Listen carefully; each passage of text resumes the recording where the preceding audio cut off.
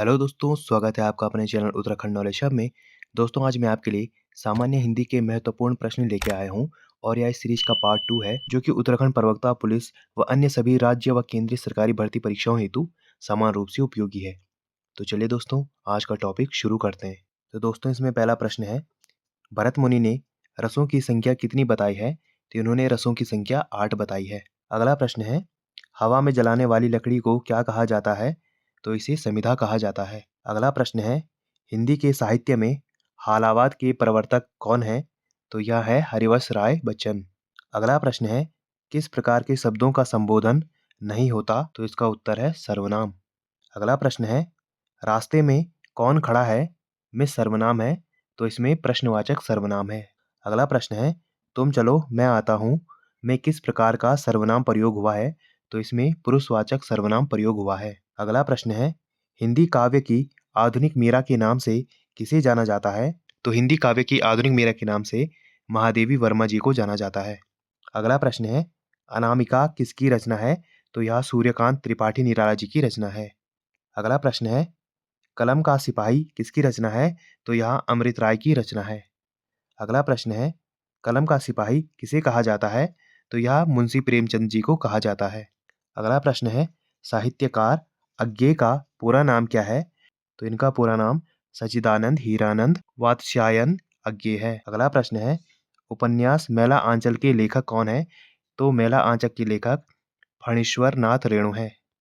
अगला प्रश्न है, महादेवी वर्मा को किस रचना के लिए ज्ञानपीठ पुरस्कार मिला? तो इनको यामा रचना के लिए ज्ञानपीठ पुरस्कार मिला। अगला प्रश्न है, हिंदी में आशुलिपि के जन्मदाता कौन है? तो यह है राधेलाल द्विवेदी। अगला प्रश्न है, पंचतंत्र के लेखक कौन है? तो इनके लेखक हैं विष्णु शर्मा। अगला प्रश्न है, 10 कुमार चरित के लेखक कौन है? तो इनके लेखक हैं दंडी। अगला प्रश्न है, वर्तमान में हिंदी भाषा का सबसे प्रचलित रूप कौन सा है? तो यह है खड़ी बोली। अगला प्रश्न है, प्रथम विश्व हिंदी सम्मेलन का आयोजन कहाँ पर हुआ? तो यह हुआ था नागपुर में। अगला प्रश्न है, सर्वनाम के कितने भेद होते हैं? तो सर्वनाम के 6 भेद होते हैं। अगला प्रश्न है, हिंदी गद्य के प्रतिष्ठापक कौन है? तो यह है महावीर प्रसाद द्विवेदी। अगला प्रश्न है, रामधारी सिंह दिनकर को किस रचना के लिए ज्ञानपीठ पुरस्कार मिला है? तो इनको उर्वशी के लिए ज्ञानपीठ पुरस्कार मिला है। अगला प्रश्न है, हिंदी खड़ी बोली के जन्मदाता कौन है? तो यह है भारतेंदु हरिश्चंद्र। अगला प्रश्न है, हिंदी भाषा का पहला महाकाव्य है? तो यह है पृथ्वीराज रासो। अगला प्रश्न है, हिंदी साहित्य की प्रथम कहानी है? तो यह है इंदुमती। अगला प्रश्न है, वाक्य में संज्ञा की आवृत्ति न हो इसके लिए संज्ञा के स्थान पर किसका प्रयोग किया जाता है? तो इसका उत्तर है सर्वनाम। अगला प्रश्न है, देवताओं की भाषा किसे कहा जाता है? तो देवताओं की भाषा संस्कृत को कहा जाता है। अगला प्रश्न है, देवताओं की लिपि किसे कहा जाता है? तो देवताओं की लिपि देवनागरी लिपि को कहा जाता है।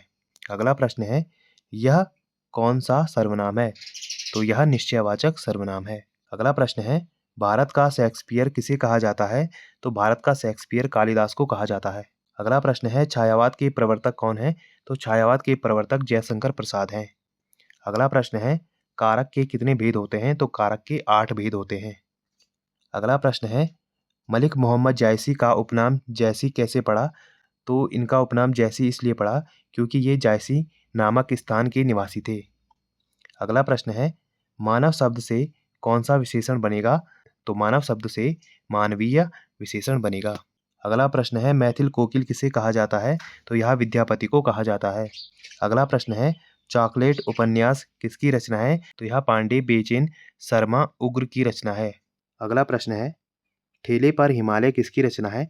तो यह धर्मवीर भारती जी की रचना है। अगला प्रश्न है, वह व्यक्ति जो बहुत बोलता है उसे बहुभाषी कहते हैं और वह व्यक्ति जो बहुत सारी भाषाएं बोलता है तो उसे बहुभाषा भाषी बोलते हैं। अगला प्रश्न है, दो पर्वतों के बीच की भूमि को क्या कहते हैं? तो उसे उपत्यका कहते हैं। अगला प्रश्न है, रचना के अनुसार शब्द कितने प्रकार के होते हैं? तो रचना के अनुसार शब्द जो हैं 3 प्रकार के होते हैं। अगला प्रश्न है, भाषा परिवार के आधार पर हिंदी किस परिवार की है? तो हिंदी बहुरूपीय परिवार की है। अगला प्रश्न है, वह कृति जिसमें गद्य और पद्य दोनों का प्रयोग किया गया हो उसे चंपू शैली कहते हैं। अगला प्रश्न है, उत्तराधिकार में प्राप्त संपत्ति को कहते हैं रिक्त। अगला प्रश्न है, निशस्त्र सेनानी कविता किसने लिखी? तो यह माखनलाल चतुर्वेदी जी ने लिखी। अगला प्रश्न है, उसने कहा था किस साहित्यकार की कहानी है? तो यह चंद्रधर शर्मा गुलेरी की कहानी है। अगला प्रश्न है, वह, वे, उसे, उन्हें किस प्रकार के सर्वनाम शब्द हैं? तो यह अन्य पुरुषवाचक सर्वनाम है। अगला प्रश्न है, जो विकार शब्द संज्ञा के स्थान पर प्रयोग होता है उसे क्या कहते हैं? तो उसे सर्वनाम कहते हैं। अगला प्रश्न है, उत्पत्ति की दृष्टि से शब्द कितने प्रकार के होते हैं? तो यह 4 प्रकार के होते हैं। अगला प्रश्न है, प्रसिद्ध कविता विद्रोही किसने लिखी? तो यह रफीक नजरुल इस्लाम ने लिखी। अगला प्रश्न है, अगले जन्म मोही बिटिया न कीजो किसकी रचना है? तो यह कुरतुल एन हैदर की रचना है। अगला प्रश्न है, उर्वशी किसकी रचना है? तो यह रामधारी सिंह दिनकर की रचना है। अगला प्रश्न है, साहित्य के नोबेल से सम्मानित पहली अश्वेत महिला है? तो यह है टॉनी मॉरिसन। अगला प्रश्न है, हिंदी में पहला ज्ञानपीठ पुरस्कार किसे मिला? तो यह सुमित्रा नंदन पंत जी को मिला। अगला प्रश्न है, स्थूल का विलोम शब्द क्या होता है? तो स्थूल का विलोम शब्द होता है सूक्ष्म। अगला प्रश्न है, कनक कनक ते सौगुनी मादकता अधिकाय या खाए बौरात नरवा पाए बौराए। तो दोस्तों इसमें कौन सा अलंकार है? यमक अलंकार है। अगला प्रश्न है, संचारी भावों की संख्या कितनी है? तो संचारी भावों की संख्या 33 है।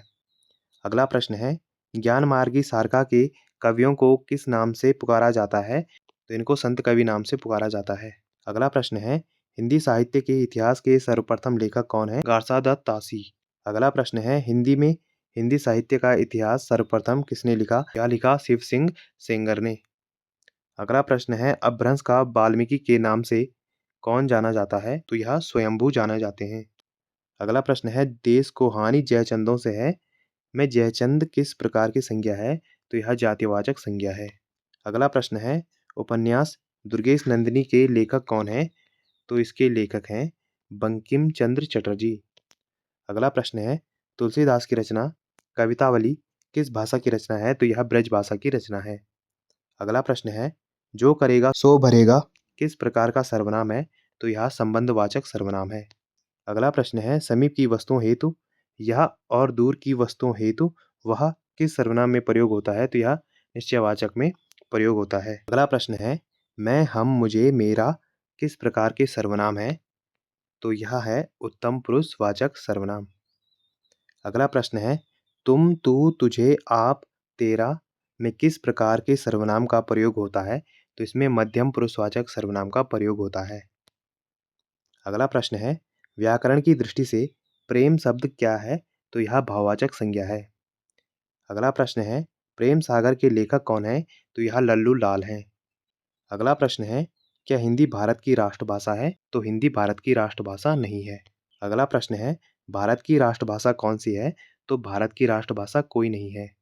अगला प्रश्न है, संविधान के किस अनुच्छेद के तहत हिंदी को भारत की राजभाषा घोषित किया गया है?